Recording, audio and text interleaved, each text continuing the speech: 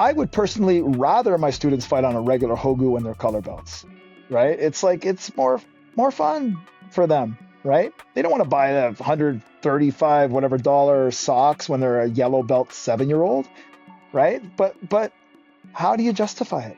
Right? How do you justify it, right? If it's going to be that bad. If you could fix it, I'd go to every single event.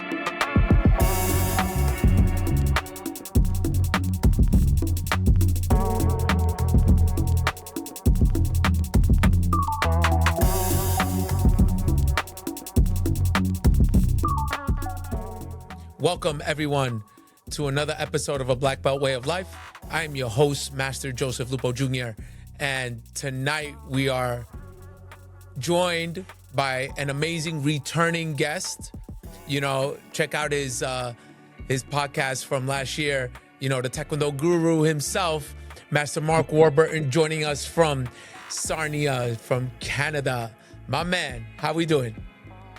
Pretty good. I just got done running some practices, so we had a bit of a busy weekend. I hosted a little training camp this weekend for like grassroots and color belt kids and stuff. So I had about 50 or 60 kids in the room from different schools and stuff. So it was a fun. It's fun to, you know, like I bring my kids to training camps around places, and it's usually like catered towards them, but this was more designed for like the color belt kids who are, you know, they haven't really competed at a high level yet. So just kind of introducing them to a little bit of the modern stuff, but, you know, not trying to get too in over everyone's heads, just have some fun, you know? But you know what, that's where it all starts, you know, the grassroots level, you know, that's where it starts. That's where that love and that passion, and we're really going to dive into that. You know, we're not going to go into the history or whatnot. If anybody wants to know Master Warburton's history, check out his last podcast. You know what I mean? We're going to really dive into what is going on right now in Taekwondo, you know, because you are super passionate about it. You are very vocal about it online. So that's something I really want to dive into. How's that make you feel? Great. I'm actually, before we get into that, is that a Jean-Claude Van Damme statuette behind you on the table right there? Man sees it. Yeah. That already makes the studio. I like it better than the last studio, just for that right there. Oh, awesome. You know, we're for the audience, this is our first episode in the brand spanking new Press Record Studios here. Big up to Mr. Matthew Kapowicz and Richie Butler, you know, for taking it up a notch. You know, this is an amazing studio. So I'm blessed to be part of, you know, the Press Record family. You know, they're doing a great job. They're putting out some amazing stuff. So with that being said, make sure to check out our official apparel company, Best Martial Arts, Muto USA, for some awesome gear. You know, they are the official supplier of the USA Masters team. I'm always proud to wear that. You know, KickFit for a nice Taekwondo shoe, BBWOL at checkout for a nice little discount.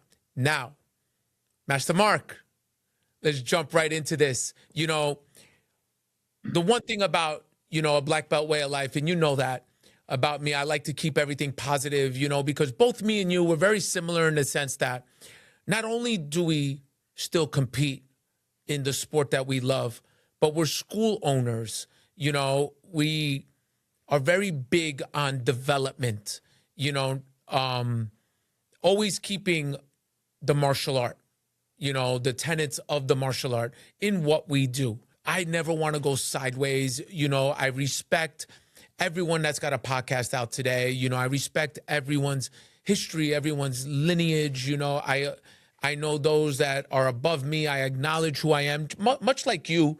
You know, we don't fake the funk, so to say. You know, we never try to create ourselves bigger than what we are, and we're okay with that. You know, that's why me and you, we see eye to eye in that sense.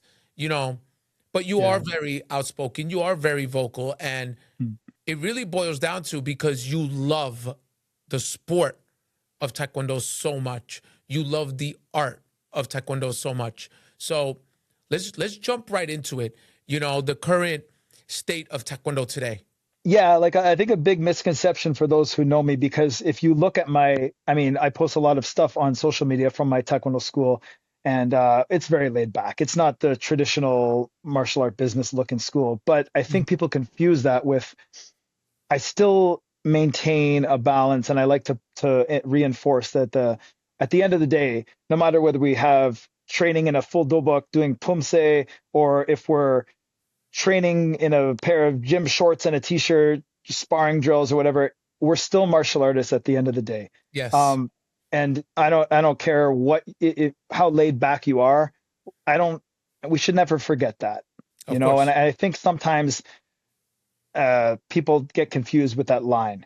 You know what I Hmm. mean? So yeah, I mean, like, again, I listen to all these Taekwondo podcasts. I love listening to people talk about Taekwondo, whether it's the good or the bad, and Sure. everyone's allowed to their own opinions and their own 100%. thoughts. And especially those who have, some of these guys, that do these podcasts are like legends of the game Of that we course. looked Of up to. course. We looked up to growing up. We talked about last Yes. time, like, so, but I understand why they feel the way they do. Hmm. But for me, I don't like to veer too much the other direction of being negative, Hmm. um, because no matter what, Taekwondo's obviously changed a lot. Like, I was thinking about this in 2002. My coach at the time, he was like, "Oh my God, I fought with 9 sets of rules, Yeah. 9 rule changes," and I'm thinking in my head, I'm like, since 2002, like, what has it been, like 30 rule changes? Like, if he was still around, he'd be like, "I fought with 39 rule changes." My man, on the car ride here, I honestly said to myself, this is the 16th year I am taking my school to the USA National Championships. 16th year. You know, we've gone from regular Hogus to LaJust to the current, it's the progression. And you think about the rules, how many times they have changed. We have to constantly adapt. And you know him well. You watched his episode on my podcast. You know, Master Coach Mark Williams. He sat down across from me and he told me how he gave his side of that coin. He was like, Joe, when we used to compete, he goes, we would look at the back of Karate Illustrated magazine and it would list all the events that were nearby. He goes, we'd hit up as many as they could. He would show up that morning and he would say, okay, what are the rules? Yep, And he would go ahead and fight. So yep. I understood his point on that. At the end of the day, we have to adapt. But here's We the when I was problem oh with yeah, that. Here's the problem with that, in my opinion. Then I'll let you you tell us your thoughts. The problem with that is if you want to be up to par with the other sports that are out there, you know, soccer doesn't change their rules. Basketball doesn't change their rules. Anyone could watch it and they will know the rules. They tweak little things here and there. Like I know in baseball now, they did a pitcher's clock. Has the game really changed much? No. It's still the same fun. It hasn't broken the principles of the game. But Taekwondo just, God, these rule changes, man. It's tough. Talk to I me. was I was talking to somebody the other day, and I said we were talking about the same thing with similar comparisons to other sports, Yeah. and I said, like, well, let's just use the baseball example, because I don't follow the sport, and it's the first time I've heard about the pitcher clock and stuff. But Hmm. I was like, at the end of the day, if the pitcher throws the pitch and you hit the ball and it goes into the stands, it's a home run, It's a home run. right? You're not gonna, you don't hit the ball into the stands, and because that day we're using a dado bat instead of a Yes. KP&P ball, and the Yes. sensor didn't go over the line, you're just suddenly not going to get runs, Yeah. and I've just like, it's just like, it's not only are our rules constantly changing, but I mean, in Ontario, we still use, for color belt, we still use manual trigger scoring. That's crazy. So don't even. Yeah. I'm sure a lot of people saw my little rant about that, Exactly. but I was thinking, I was like training my students, like when this weekend I did the thing, and I'm like, theoretically, like up here, we're training for basically not just the rule changes, but like regular Hogu, Dado, sometimes Gen 2, sometimes Gen 3, sometimes KPMP 1, sometimes Yeah. K2. And it's like the techniques that register on the system are just not only the rule changes constantly, but it's like sometimes you hit this, it works on KPMP. You kick the Dado headgear, you miss the Dado headgear, it scores. Yep. You hammer a not a bond on a K2 headgear, it doesn't even register. Like, I Mm-hmm. mean, at the last World Championship, uh, there was highlight reels of knockouts, Knockouts and that did not none of score. them were registering on like, I guess it doesn't matter because it's a knockout, but still, that's wild, bro. Like Mm-hmm. it almost it definitely increases our job tenfold as far as like coaching, because sometimes it's like we show up and we're like, we don't even know what's going to score. We don't know what they're going to interpret the rules as. We And now, don't. now the Now it's worst like part people of are it, getting double gum johns and all kinds yeah. of crazy stuff. And it's like, I mean, The even just worst think part of about that, when, the worst part of that is we can't even protest that anymore. They took away that. right? I'm thinking about just a few years ago, we were competing at the Puerto Rico Open, and it Right. was I was like, thinking about that. you got a cum john every time you clinch, no matter what. You weren't allowed to click.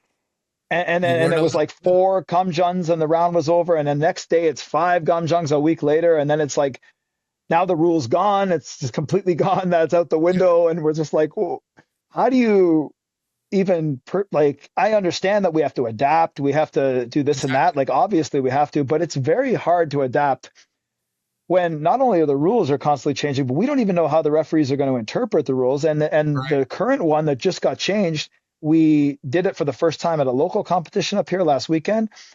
And I don't know if it's a misinterpretation or what's going on, but I was just like, I don't even know how to strategize the last part of the round anymore. I'm So we're just like, talking about the passivity rule. yeah, it's like, I just And then, don't know what's and going again, on. I think of that rule and I say to myself, whoever's coming up with that must have never fought. And the reason, and here's my logic behind it: passivity in all sports. And I'm a sports lover. My favorite sport is soccer. If my team is winning 1-0, do you honestly think I'm going to throw all my attackers on the other side of the field? What am I going to do? I'm going to pull them back and protect my lead. Is Yeah, that passivity? 100% it is. But that's sports. You yeah, know, in take any sport, American football. If I'm up a score, you honestly think I'm going to throw the ball at the end of the game? No, I'm going to run the ball and waste the clock because I exactly. want to give my opponent a chance to score. It's passivity is so fundamental in team sports or even individual sports. Yeah. So key. You see that all the time in boxing. A fighter knows when they are up X amount of rounds. For the most part, they know they could pull their foot off the brake, always keeping a tight defense and everything. You get what I mean? And so now you take that into Taekwondo. Why do you want someone to fight when they're winning? That's But it's you get what I mean? The people making these rules, did they ever compete? That's what blows I, my mind. what's crazy about it is that I don't understand what we're promoting here. Like, because last weekend was the first time I'd ever coached on this. We did it at a domestic tournament. Now, granted, it wasn't like all IRs and they weren't really, maybe they didn't really fully know how to interpret the rules because, I got a little bit of feedback at saying at the Grand Prix it wasn't as bad. But like, for example, okay, just on the sheer terminology, I bet you if they didn't use the terminology passivity, I don't think it would be so offensive that the way it's being like applied. But like Mm-hmm. I'm coaching a heavyweight senior man, and in the last 8 seconds, he does a counter back kick, almost breaks this guy's entire soul. Like, but because it's Mm-hmm. heavyweight, the guy's rushing forward. He back kicks the hell out of him, but the momentum takes him out of the ring, off the boundary line, and he gets a double gum john for pass for doesn't passivity essentially mean avoiding the Yeah. match? Like kind of yeah. How are you avoiding the match if you're back kicking the guy half to death? If you're The kicking, other and the other situation I had was one of my cadet boys, he throws it off the line, attacking axe kick to the face, gets caught. The other With the kid back moves leg. forward. He With the falls back leg. down, two gomjongs, and lost the match on it. So Oh. I'm just like, I just don't understand it. I understand what they're trying to say they're doing, but I don't think they understand the terminology that they're using. If they were to just say, if you fall down, it's a -2, I could live with that a little bit easier because that Hmm. doesn't insult my intelligence by saying I'm being passive. If I'm like, can Exactly. you imagine this rule being applied to Steven Lopez back in his heyday when he like Oh. did as little as possible in the whole round? Little, he would get up on you 2-0 and he would just shut you down for the whole match. Hmm. But now he'd be like getting like 10 gum jumps. You know what I mean? Like it would just be crazy. Like it's just I don't understand it. But I mean, again, who knows how long the rule's even going to be around? It could be 2 months from now. It could be gone again, right? And that's the thing. We don't even know. And then add on top of that, we don't even know what system we're going to fight on, right? So Exactly. it's like, And I just see it. The worst part is, it's discouraging. It's discouraging to athletes. I mean, credit to all the elite athletes in Taekwondo that are persevering through all this adaptation, but from the outside looking in, it's discouraging in a sense. and the thing is too, it's like, okay, so you don't want us to be passive in the last 10 seconds.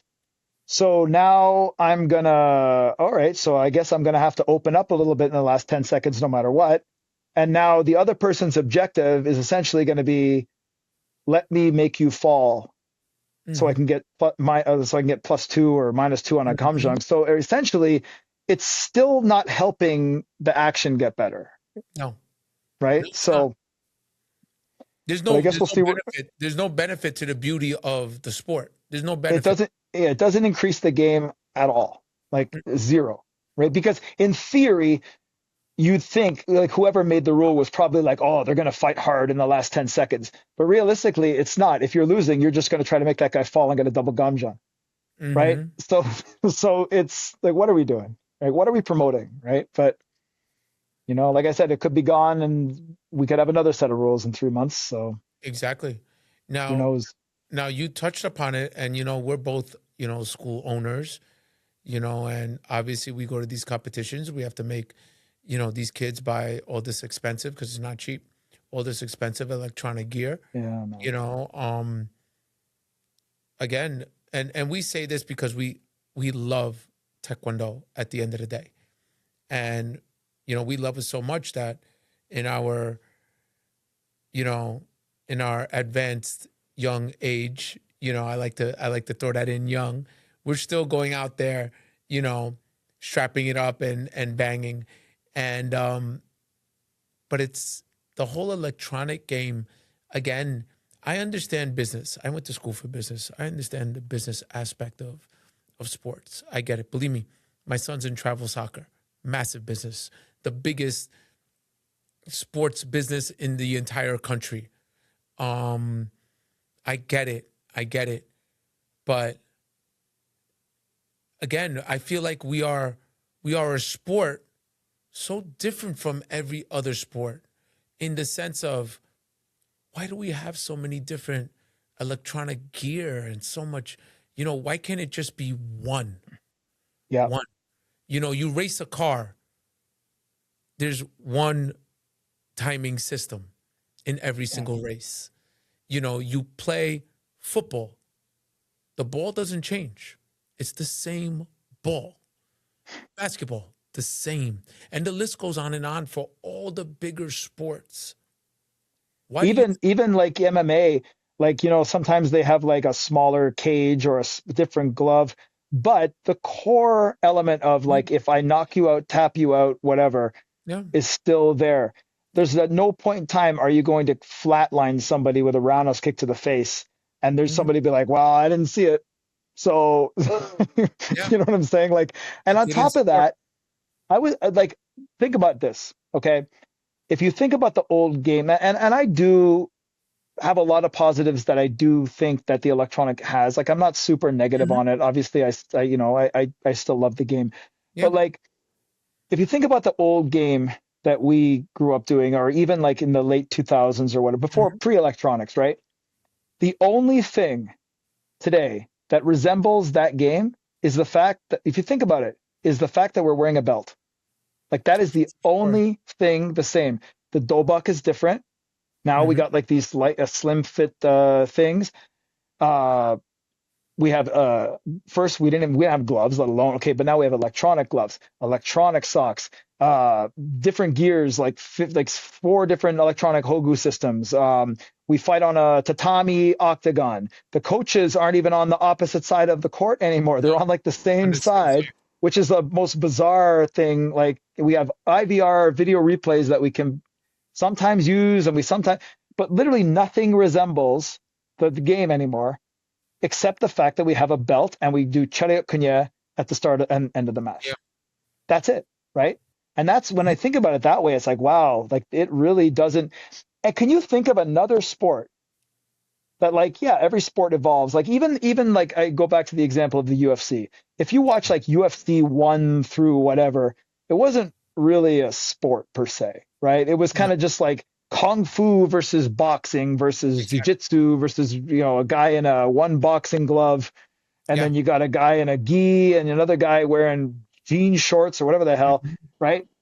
But it still doesn't look as different as Taekwondo looks now as compared to before. And I just don't understand why it has to be so wildly visually different. Like when I look at that, when I look at Dado and I look at Wei Champ and all these things, at least it still looks like a Hogu and a headgear. When I look at that KPMP2 thing, I'm just like, why is it designed that way?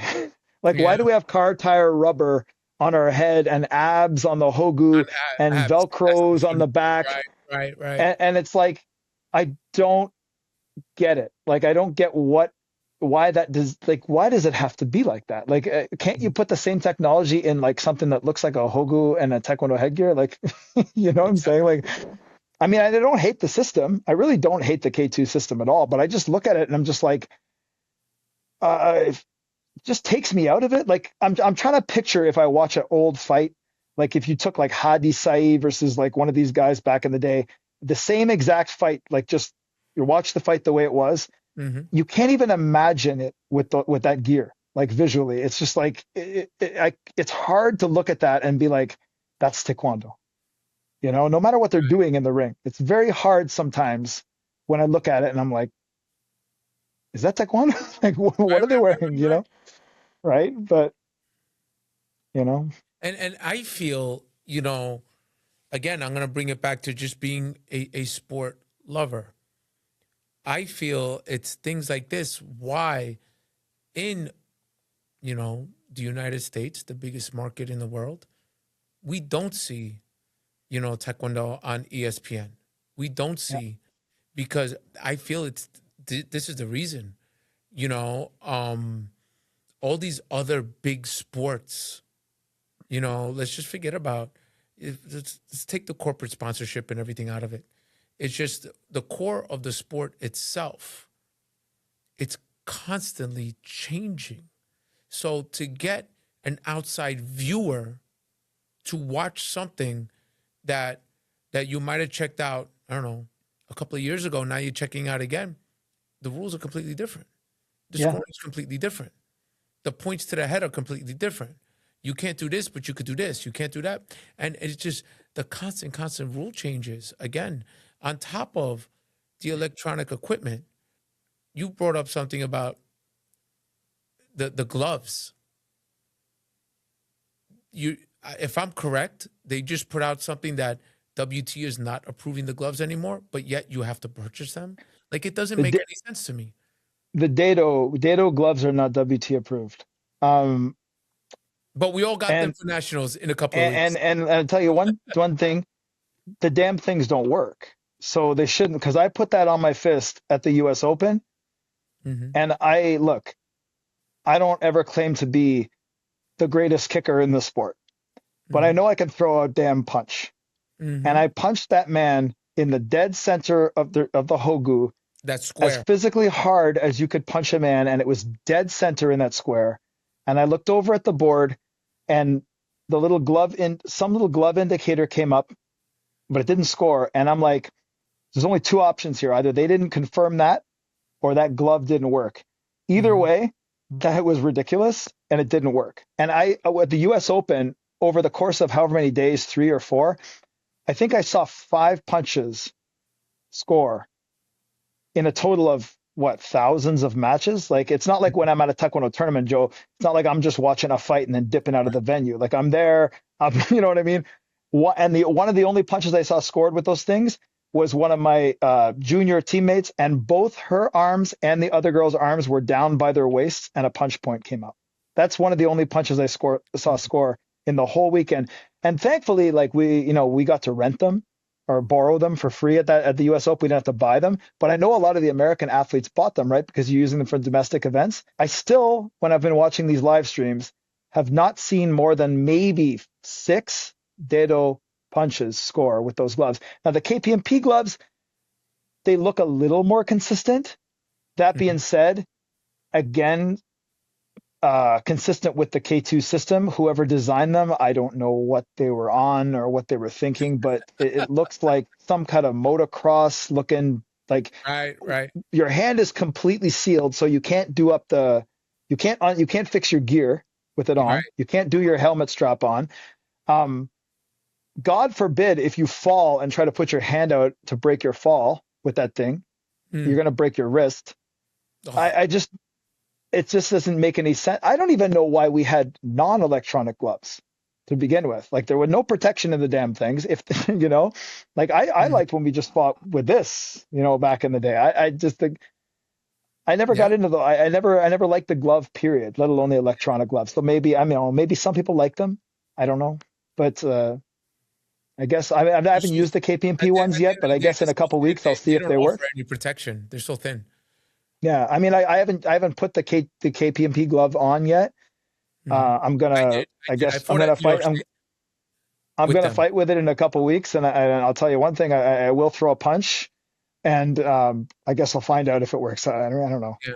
I So mean, I could say from just my own personal experience at New York State's, the only time I fought with the new Dato, I did score a punch.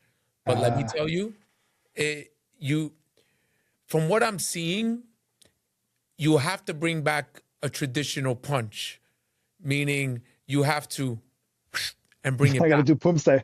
Yeah, right? And I threw a punch nice and tight and pulled it back, and I saw the scoreboard came up. I was like, "Ooh, it scored!" But So essentially, when you a cover punch now is essentially you're just doing Taeguk one, at the right, beginning. It's low block punch. Like, right. that's oh God. But Uh, let me tell you, man, I had to throw some serious power into that boy. To get. I just know that I threw that one punch at that US Open I remember match, watching it. Yeah, and I hit it I heard pretty it. clean, and I didn't bother again after that because I was just like, Right. if that one's not scoring, I don't know. Right, I just didn't even bother anymore. But no, I mean, like, it is crazy, the whole thing, because, like, again, I don't hate the electronic systems by any means. I actually, We but my understand why it's around.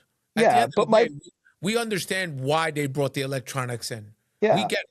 We get it. but like my whole point of contention with the electronics is, like, okay, so from Dedo Generation 1 to Generation 2, I can see why they made that update, right? Like, okay, so Dedo 1 was very sensitive. People started doing all the monkey kicks and the skimming their Mhm. foot and getting points or whatever, right? So they made Dado Generation 2, which was harder to score on, which I didn't really hate that. I thought it was, like, pretty decent. I understand what they were trying to say the update is with Dado 3. Like, you got the punch square, maybe they want to make it a little pressure more sensitive or whatever, right? But with the KPMP, I don't see anything about the new system that is an upgrade over the other system. Mhm. um, it's like, I actually really like the original KPMP system a lot.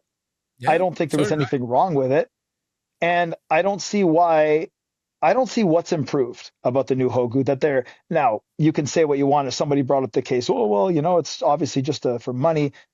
Okay, maybe so, right? But you can't openly promote, hey, we're making a new upgrade because we want your money, right? So it's like, there's got to be something they're selling as the upgrade or the update, but like, what would it be? Like, because it doesn't look like a Hogu, it doesn't feel like a Hogu. I feel like I have car tire rubber. It might feel one way with hair on your head, but I'll tell you, man, you put that KPMP2 helmet on with a shaved head, bro, that feels weird, man. Like it's Yeah. not comfortable. And like, I just don't see what the need was to change the KPMP system. Whereas Dado, at least I know what they're attempting, right? Hmm. This one, I'm just like, and they're charging. My friend purchased, I think it was like 4 Hogus and 2 headgears and a couple receivers, and I think he paid like 8 grand, something like that. It's like, come on, bro. Like, And that's the thing. If you're a competitive school or you want to be a competitive school, it's almost at a point you need an electronic system in your dojang to succeed. yeah, Because if these kids are just showing up to the event, having not trained on it, it's futile. You're behind the 8 ball already before you even get there. I told that guy, he bought the system, and then we did our first provincial game using it here last year. And I Mhm. looked at the headgears, and I must have saw like in the first half of the day, I must have saw like 45 head kicks not score that were clean. And I just looked at him and I said, you know what you do to save money? You just use the original KPMP. You have the seniors fight on the child setting of pressure, and then you just don't score any headshots, and then you've saved. You know what I mean? Because it Right. doesn't work anyway, right? So I mean, I just never thought I'd see a day where, and again, like we train and adapt. I train my kids like this is what works on the system, so that's what we're going to do. But I just never thought I'd see a day where a regular occurring thing was an axe kick to the Hogu. Like that. That's just like I never thought I'd see a day where an axe kick to the Hogu is like like a very commonly scored technique.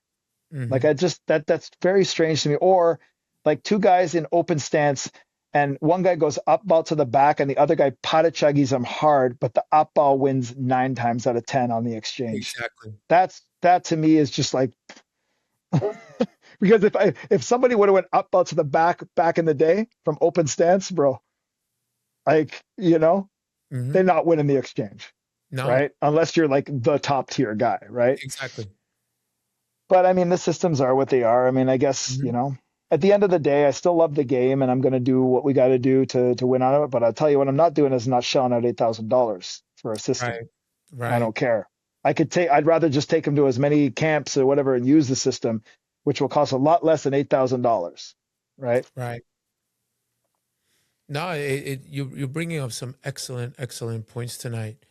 One thing I want to dive into now, you brought this up on a social media post that got a lot of traction, was belts and belting system, Yeah. for grassroots. Yeah. Enlighten the audience about that. So, I mean, look, we're all coaches. We go to tournaments. I don't know how I don't know what the tournament scene is like over there, but I mean, most tournaments you go to, they say, you have a yellow belt division, a green belt division, or whatever. Sometimes they combine them and this and that and the thing. But to me, I'm just like, I feel like most of the time you go to these things, you'll see like yellow belts that are better than the red belts. And, sometimes, Yeah.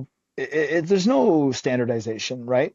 None. And I'm just like, do we really even need to have all these broken up belt grade systems at tournaments anymore? Like your rank is in your school doesn't really have anything to do with your sparring ability 9 times out of 10 nowadays, right? So it's like, Not when you see yellow belts throwing narabans and cut back kicks. You're like, huh? What? You know, yeah. like But I have the one. Like I'll be honest. I have one yellow belt boy going to nationals. I rarely do I ever take kids at that belt rank to a national championship.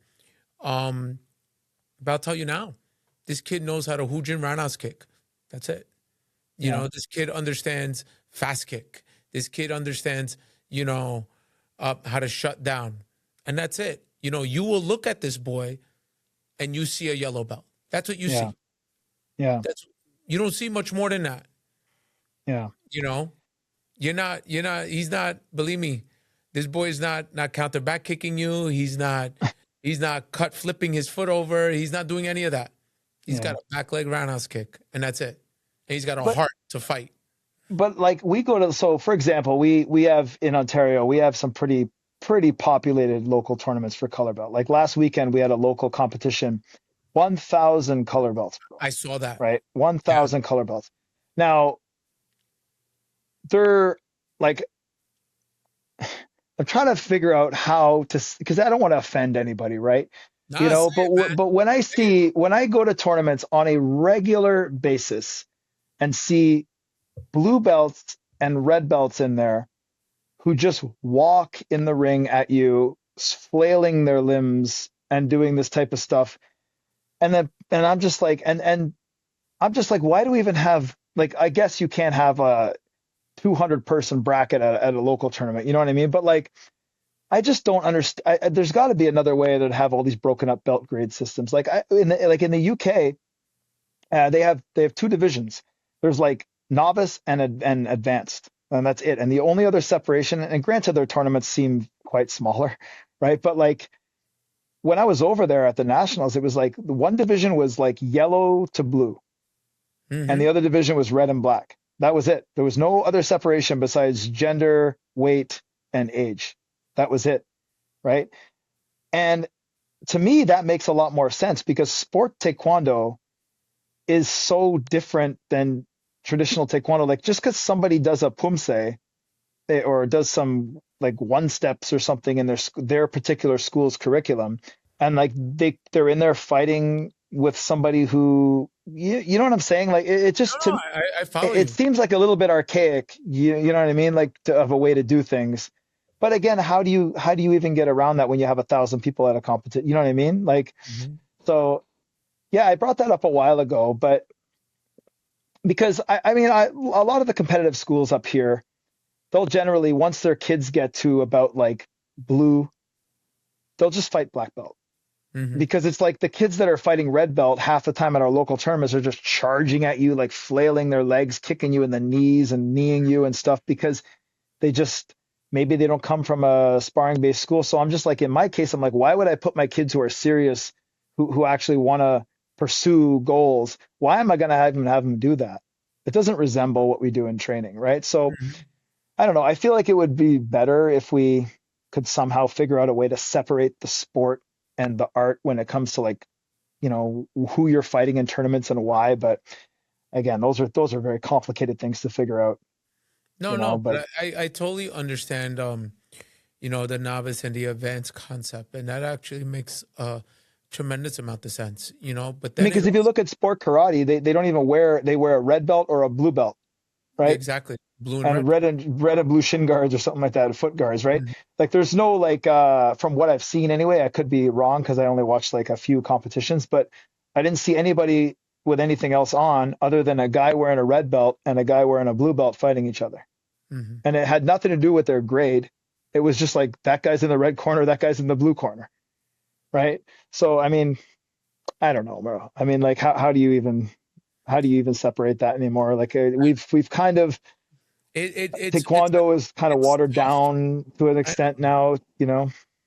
It's tough because it also comes down to the integrity of the school owner, coach slash master. Are we taking kids to competition to you know make them get a gold medal, or are we really taking them to competition to teach them a life lesson? And shame on any coach or master who's downgrading belts to students just for the Oh, pure that's reason another, that, yeah. yeah, just because you want to get that kid a medal, so this way they stay as a member of your school, which I'll tell my kids, like, you know what, after a certain point in time, like my ones are a little more competitive, I'll say we're gonna fight in the black belt division now, at the local events. But I also tell them once you do that, you're you don't go there. back. Yeah, Ex- yeah, you're there now, right? You don't go back. So yeah, so that way nobody can really, people have tried to make a complaints here and there, but I'm like, come on, dude, like pretty active on social media. If you want to know what rank they are in my school, it's very easy to find out, bro. Just look at my belt test post. Hmm. It's not like I'm gonna, but I mean, like I just find it fascinating, like how sometimes you'll see like green belts and yellow belts at tournaments who can like huge in real good and double counter, and they have basic footwork. I'll see like red belts and blue belts sometimes, and they'll be in the ring and just running at you.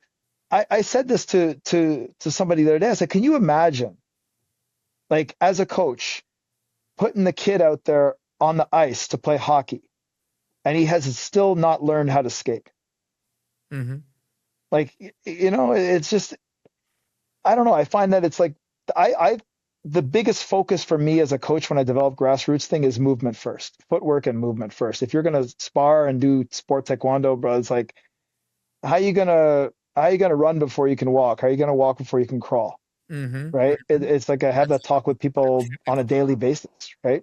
But you just see it so much, and that's what, and for that reason right there, I wish we had a way to not necessarily have so many belt grade divisions. Maybe if you were going to do like novice, intermediate, advanced, or something like that, Hmm. right? But our tournaments, you'll have like a white belt division, yellow belt division, green belt division, blue belt division, red belt division, and there's no standard. It's like sometimes the yellow belts will be better than the red belts. Sometimes the red belt will be better than the. You're not going to see that in jiu-jitsu, bro. You're not going to see the black belt division look worse than the white belt division, like ever, Correct. right? It's so. I mean, I don't know how to figure that one out, but or if we ever could, but I Hmm. wish, right? I wish, because Yeah. then I wouldn't have to be forced to like say, "Hey, go fight black belt now," because what you're doing in the tournament here, it doesn't really resemble what we do. It's kind of just brawling, right? Hmm. So that's why I'm like, okay, well, fight black belt, but there should be a like some type of way to do that otherwise, maybe, but I Yeah, I don't know. think I think the only way at the moment that I could think of is just really, calling out anyone that doesn't hold that standard or integrity, in their athlete. Just be like, hey man, what are you doing? You're not doing any benefit. Yeah, You're not doing any benefit to your student. You're not doing any benefit to your athlete potentially getting good one day, and I could bring it back to this past weekend. My son, his soccer team was invited to a 6-on-6 tournament, and they were the only 2014 age group team there. Every other team was a 2013 age group. One of those teams was a 2013, and it's the highest level of youth soccer right now in this country. It's MLS Next. And yeah, that's what this team was. It was a 2013 MLS Next team. I was so proud of my son and his team. They held their own with those boys, a year older and way above them in the rankings on from where they compete right now. And I said to the other parents, I go, this might have been the best loss these kids ever got, yep, because now they're going to go back to playing the 2014s and they're going to be like, yo, we scored 2 goals against that team. They lost 5-2, but they held their own. They fought. To me, that is a victory in itself, you know? yeah, So we take our students that we feel have potential. Yeah, throw them in there with the black belts. Yeah, they yeah, might lose. Yeah, you know what? They might lose for 6 months. But you know what? They're gonna get it. Because if an athlete or a student understands losing, it means that they understand development. And if yeah, we could get them to that point. But again, and I could only speak to the coaches and masters out there. For us to get to that point, we all have to be on the same page. yeah. Because we're not I we're not mean, we're not benefiting anyone. like I've gone through this a few times, like where it's like, because I'm not the only Taekwondo school in my area, Mhm. and I've seen kids that I saw like 2 years ago at a tournament, and I'm seeing kids from like a local school, and they're fighting like green belt, and they've been doing Taekwondo for like 9 years, and they're still fighting green belt, and they're killing people. You know what I mean? They're killing people in green belt, What does that and I'm teach? like, what Teaches the hell? nothing. Like, Teaches nothing. and I'm just like, as soon as my students that compete, like that actually take it seriously, and are color belts, as soon as they look like when they go to a tournament, they're just running through these kids. I'm like, we're moving up into Going up. I'm not testing you to a higher belt in the school, but we go to a competition, we're gonna move up. And if it's more challenging, because I don't see any glory in like No, winning green belt for years. And people have tried to argue me. The other coaches have argued with me on this, and I don't want to misconstrue my comments, like earlier on the belts and stuff like that. But that's essentially what I mean. Is like if I see somebody who's like just like a blue belt and they're like out there in the ring like green belt, something like that, and the kid kicks at them and they slide back and triple kick them and hit them with the 720 back kick or something in the ring. I'm just looking at them like, why is that kid even fighting in that division? I don't. It exactly. doesn't matter what belt he is in the school. He should be fighting better people. I had a girl about a year and a half ago who started training with me, and she came. They drive 90 minutes each way to my school, Wow. and they're from this Dedication. other, yeah, they're from this other school, and she came in, and the father, oh, my daughter wants to come train with you guys. So, okay, and she's a yellow belt. I'm like, so she comes in, and immediately I'm like, this girl watches a lot of Taekwondo. Like I just see her start kicking. She obviously watches a lot of Taekwondo. She's doing like counter Notabans and like cutting angles and doing all this type of stuff. And I'm just like, I think she did one tournament in her actual belt division, and I was like, yeah, we're going up. This is Yeah. just you're not going to get anything out of this, right? And then some coaches argue and try to shame me for it. I'm like, how can you shame me for that? I'm trying to make my kids better and actually Right. get like learn something. I'd rather like, okay, you brought up earlier when we were speaking earlier today that I had a girl who was on the national team a couple of times on the Yeah. junior national team up here. Her first tournament was at the national championship in the black belt division. She had never even fought a color belt tournament. Like it was just like one of those cases where it's like she was a heavyweight cadet, and the local tournaments, okay, I figure she's gonna probably have no one that size and have to fight like teenagers or adults. I'm like, rather you just fight a black belt your own age, you know what I mean, Sure. and get something out of it. You know what I mean? But people try to argue that I'm doing the wrong thing or something like that. It's like I don't even know how you can come to that conclusion. Hmm. I'm not putting him in there with freaking the Iranian national team or something, bro. It's like a Right. local tournament in Canada, the black belt division. You know what I'm saying? Like, but I mean, everyone's got their own opinions and they're entitled to it. But And it turned it's out how good I for do you. my And thing, you know that what I mean? girl's It's how been I on do my thing, the you rise. know? Yeah. But, You know, but yeah, but the post you're talking about, I think that picked up a lot of traction was I think the one I made about the you officiating and you the just took refereeing. my next point.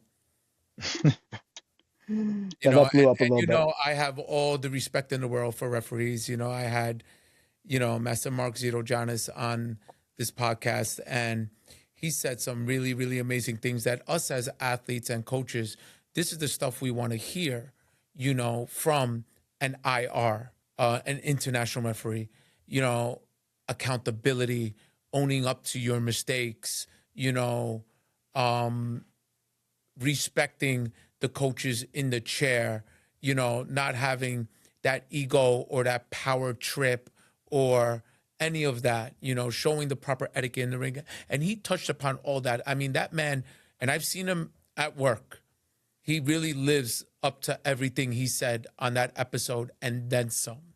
You know, Talk to us about what you spoke about the referees. Well, the first thing is that I think that every referee, because I know the episode you're talking about, and I Mm. think that every referee should watch that interview you did with that guy. Like I I remember telling people like, man, there's this referee. I was referring to him, but I Mm-hmm. didn't know who he was. But I'd seen him refereeing somewhere, and I couldn't remember. And I remember always thinking like that guy is a really good referee, but I Mm. had no idea who he was. And I saw him pop up in your show, and I listened to him. I was like, every referee needs to watch that podcast Right. because, well, okay, I made a post about a week ago after this local tournament, and some people got really pissed off about it, and because I articulate things a little bit differently when I'm writing, a very long form. I mean, it was a damn article basically that I wrote. Mm-hmm. But the point I was trying to make is that, like I said, at our local tournaments, we use manual trigger scoring. And there's a lot of flaws with the actual technology they're using. Like I don't know if you watched my little follow up, but the judge Mm-hmm. boxes now are not made for manual scoring. They're not. So they can't actually register hits fast enough when you press the buttons, right? It's just you need a certain amount of time in between. But that the point I was trying to make is that a lot of referees nowadays were not competitors, right? We know this. Like a lot of referees, not like back in the days. I feel like when you go to a local tournament, throughout the day, a lot of the black belts would be refereeing, right? I don't know Mhm. if it was like that in New York, but No, same, up same. here, that's the way it was. Yeah. So because of that, we didn't really need to do that much referee training. Like when we would referee, it was like we would have to learn the proper way to do the commands. Yes. Pretty much that was it, right? Because we knew the game. Um, the referees now are like, it's not that they're not competitors, because I did mention this on my Facebook Live thing I did. I think that two of the best Canadian referees, one was never a competitor and one competed a tiny bit, and neither of them were really high level. Well, the one wasn't a competitor, the other one wasn't a high level competitor, And and she ended up going on to be an Olympic referee. And I personally believe she's one of the best referees we've ever had in the country. So to be a high level competitor and be a referee, I don't think it's that. I don't think that's a criticism you can really put. Oh, they never fought, they didn't ref. My thing is, you have to at least know something about the game. You yeah. can't put people in there who the first time they have seen a competitive taekwondo match is at the tournament they're refereeing at. And Hmm. it's just like in that case, I feel like referee training needs to be way more thorough than a workshop, a 1 day workshop or a 2 day workshop or whatever. When I refereed and when I was younger, we did the seminars. We had to referee live matches to get our certification at the Hmm. seminar, right? And it wasn't super serious, but we had to show that we can control the match. But the thing is now, a lot of these young referees, they understand, like they look like very intelligent kids and young adults and stuff. And I'm sure when they did the seminar, they were excellent at the hand signals and the commands, and they know the protocol of running the match. They know what a kamjan is supposed to be given for, and so on and so on. Hmm. But they fail to realize, I think, when they go out to do this, is that fighting is not something that follows a script. Like a lot of variable stuff happens in a Exactly. ring that you cannot predict. And if you do not know anything about fighting at all, then it's kind of like, other than maybe club sparring or whatever, then unless the match 100% goes to script, which how often does that happen, right? Like Not I often. would say 99.9% of the time does not. Hmm. They don't know what to do. And it's not their fault. They just need more training. They need more live simulation stuff to do before they get out there at the tournament. I did a Correct. referee seminar to get my NCCP coach cert. We had to refresh a referee seminar about 2015 or something like this to get one of our national coaching certifications. So all the coaches had to take a referee seminar. So there was dudes at this seminar who had never seen Taekwondo, like at all. They were asking stuff like, back then we had Golden Point, and they were asking stuff to the whatever, the person leading the seminar. They're saying, well, what happens in Golden Point if they both score? Who wins?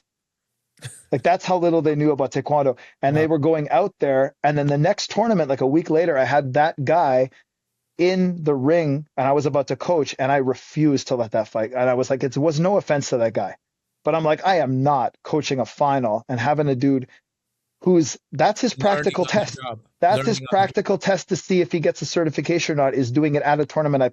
This kid paid $100 to enter. Exactly. And he doesn't know that if Golden Point happens, that only one person can score. Right.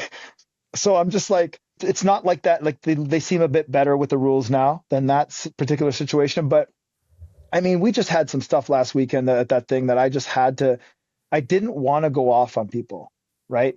But when I'm like, when it looks like that much of a fish out of a water situation, it's like something's got to be done. Like the training's got to be better for them, because, people say things like, oh, well, your club doesn't provide any referees, so you shouldn't say anything. I'm like, they're not going to referee their own fights, right? Like it's right. Like, so That's a weak excuse. I'm like, if my student, like, thing is, if my kids went in there, they wouldn't like. okay, you teach them the hand commands properly and whatever, but they know how the flow of a match goes, right?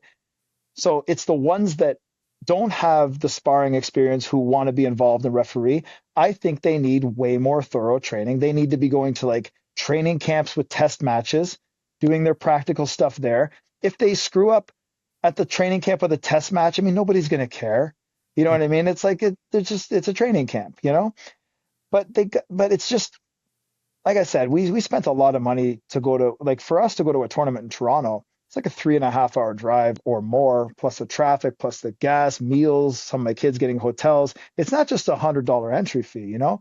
No. So for us to go out there and I get a girl who's getting Muay Thai kicked in the side of the knees nonstop and it's like it's 16 something for the other girl and she hasn't kicked above the knee one time and my kid Exactly. can't walk back to the seat. And then on top of that, it's manual push button scoring. We don't allow head contact. You know, it's no PSS. So it's not even like I can tell her to kick in the head to pull the lead back. And we got this judge box that you needs 4 seconds in between registrations to there's literally no way she can win the round. Hmm. So I'm just like, what do we even do here? And then I get yelled at by the referee for telling my kid, listen, because I'm like, if she kicks you in the legs again, I don't care about the rules, just throw a spin hook kick. I was just fed up at that point. And the official turns to me and he says, I thought he was going to give me a kamjan as a coach. He goes, there's no head contact. I said, is there face punches? Is there groin kicks? Is there leg kicks? Right. Like Master Mark Williams said, okay, what did you say? You punched me in the face. All right.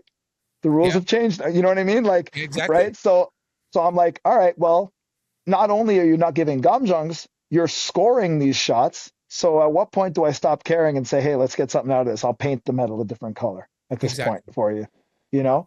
And I didn't mean to come down so hard on the referees in the original post, but I was just like, something's got to be said, It you know? has to be said. Sure. Sure. Sure. Right. And then some people didn't like that. And then I get the same bullshit. Oh, your club doesn't provide any referees. Okay, well, I fired back pretty quick on that. I said, A, they're not going to referee their own fights. B, they don't do competition pumse, so how are they going to referee if they can only referee half the tournament? Like you know, what are they going to do when they have to judge pumse? I don't know. You know what I mean? Yeah. Like, so it's like I, I'm like, don't come at me with that excuse. Hmm. How about just the ones that do show up? Let's put some more time into them because, Right. like I said, it's not their fault. Like Hmm. I've never met a referee in Ontario who is a jackass. You know, well, I'm not going to say never, but I mean, like 99% of the time, they're very nice, they're very intelligent, right? But you're Hmm. throwing them in these situations where people are paying tons of money and you expect them not to get pissed off? I mean, Right. come on, bro. Like, I mean, this End of just the day, we just want a fair match. We want, exactly. we want a fair match that a referee should not determine the outcome of a match.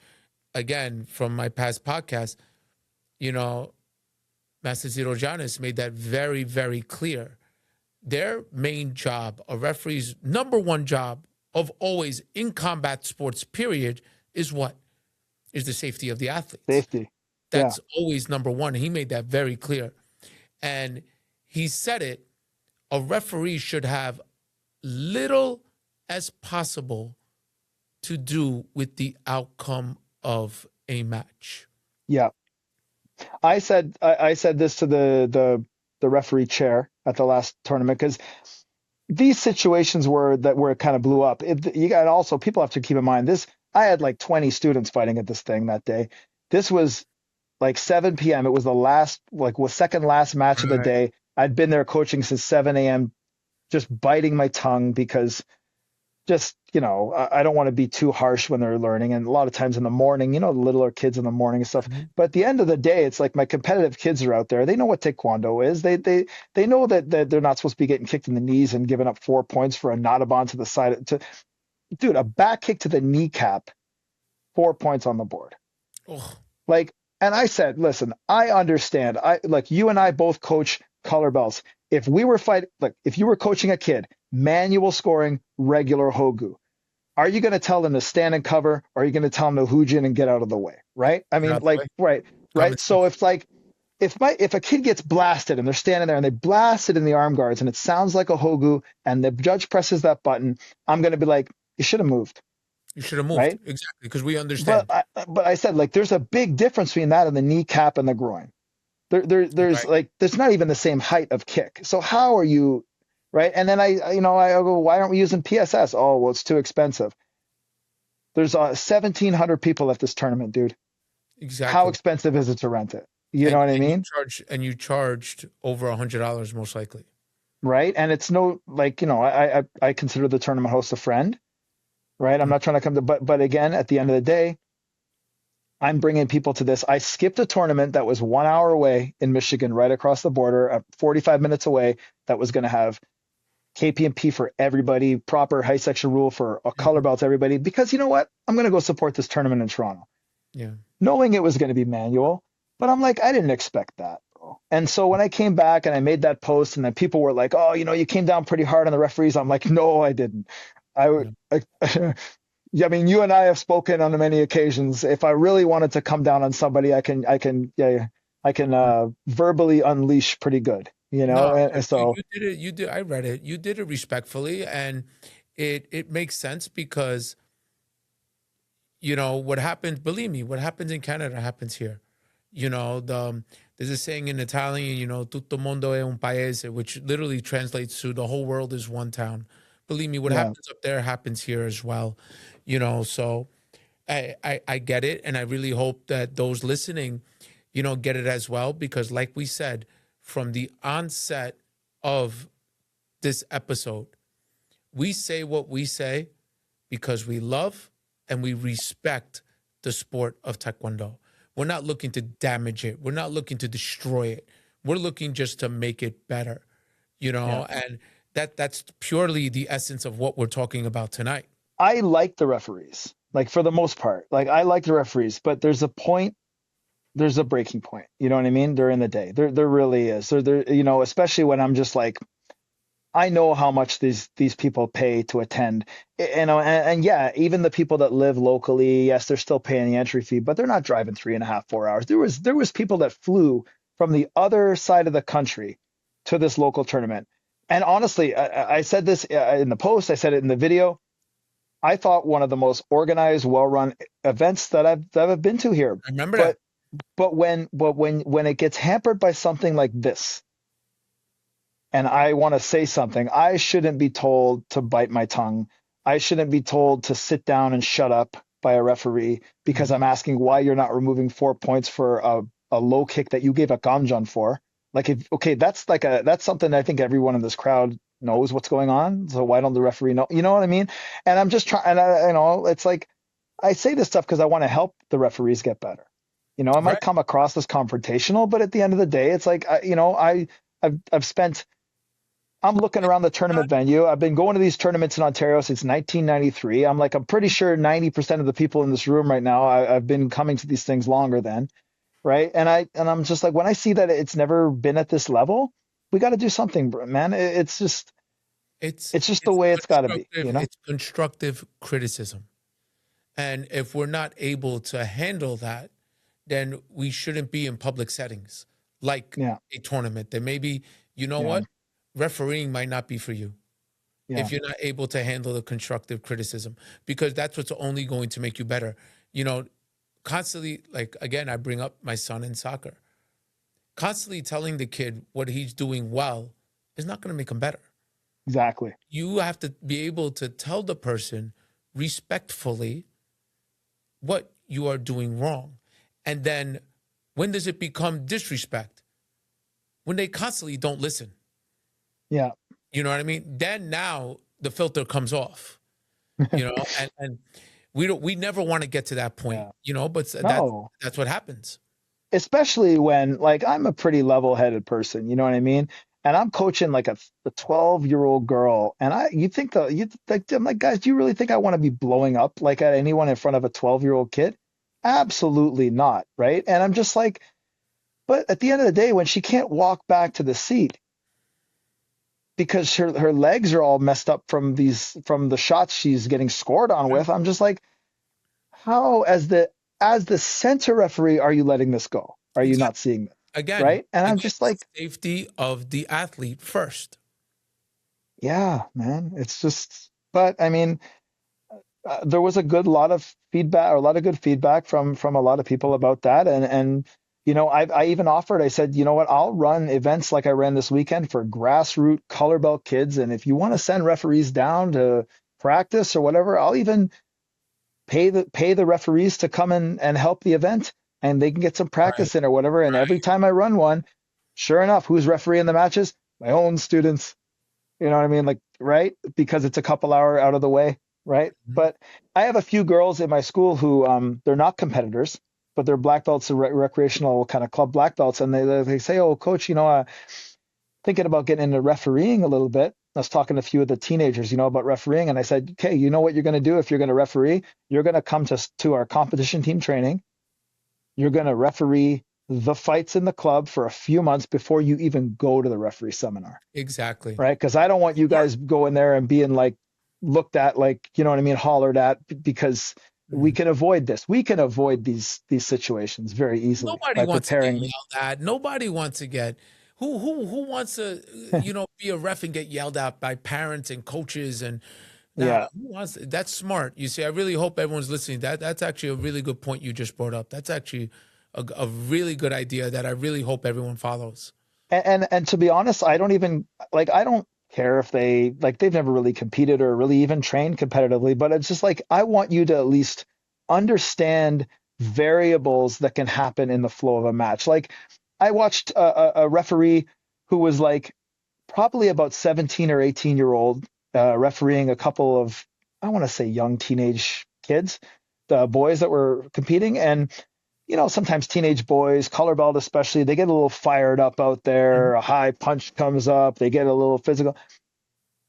As a black belt in a martial art, this, I'm assuming, 18-year-old official did not know what to do when this blew up, didn't have the wherewithal to get in the middle and push them apart. I Right. couldn't control it whatsoever. And I'm like, if I'm going to have kids at my school who want to referee, we're going to iron that stuff out before you even attempt, Before you even get right? there. Sure. Before you even go out there. And you know what? And if I don't have the environment to do that in, I'm going to say, hey, can these two come referee some matches in your school, or whatever? But I'm going to put them in an environment where we can avoid that, Hmm.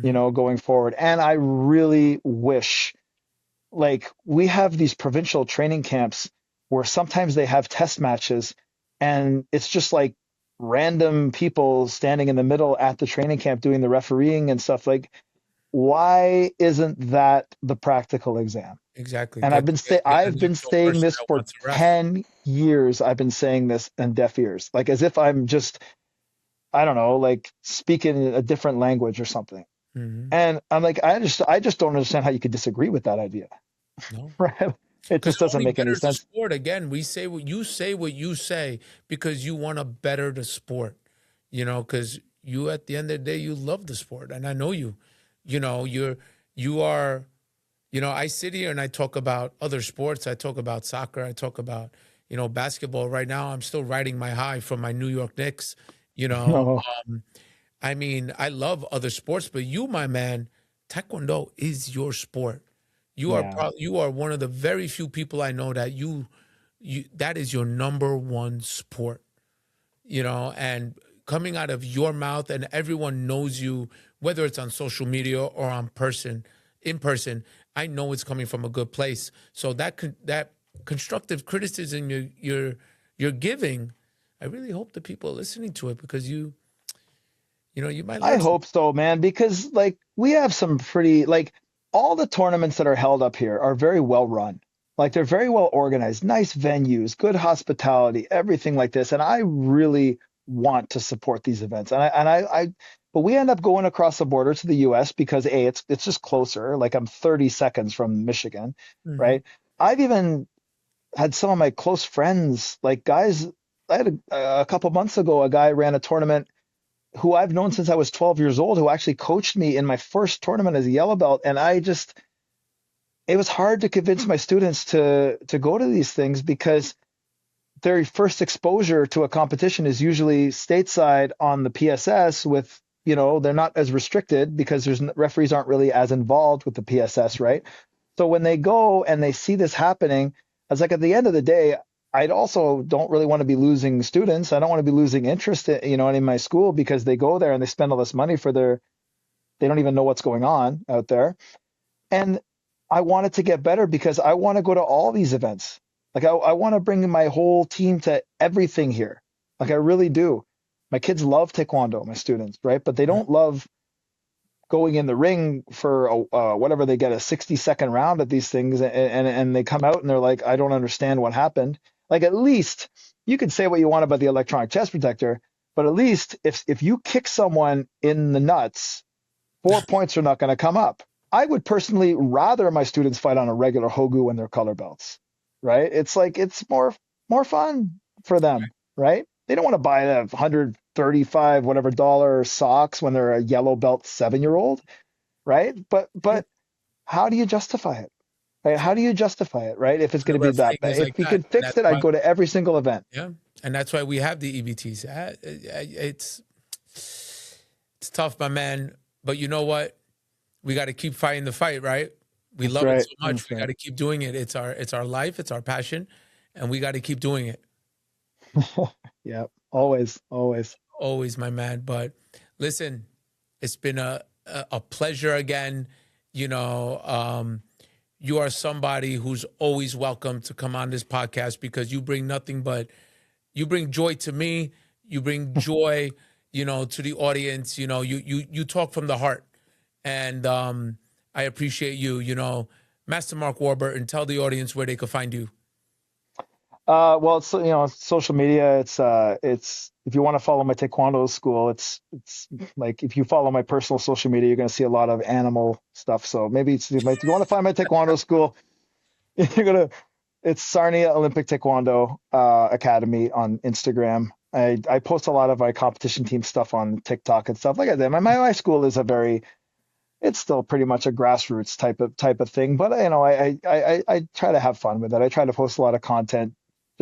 I like the kids to enjoy Taekwondo and things like that. I repost a lot of stuff. So, but yeah, I'm always chatty about Taekwondo. So if anybody wants to shoot the breeze, fire me a message, and I'm sure I'll respond with about 85 paragraphs of Taekwondo stuff that you'll scroll through it. It's all good, my man. But listen, thank you so much for coming on tonight. Thank you. Yeah, anytime, brother. Anytime. Thank you. And I hope to see you soon. With that being said, make sure you check out our official apparel company, Best Martial Arts Muto USA, official apparel company of the USA Masters team. KickFit for an awesome pair of Taekwondo shoes, BBWOL at checkout. Thank you to the amazing crew here at Press Record Studios in our new studio. Master Mark Warburton loves the Jean-Claude Van Damme statue behind me. So yes, sir. That's a nice and I wore a hat this time just so no algorithm would tag me as Tony in this one. Or me or any other bald Taekwondo, good-looking man. I got you. So with that being said, audience, thank you so much for tuning in. Always remember the words my father always used. A black belt is worn around your heart, never your waist. Good night, everyone. A Black Belt Way of Life was produced by Press Record Studios.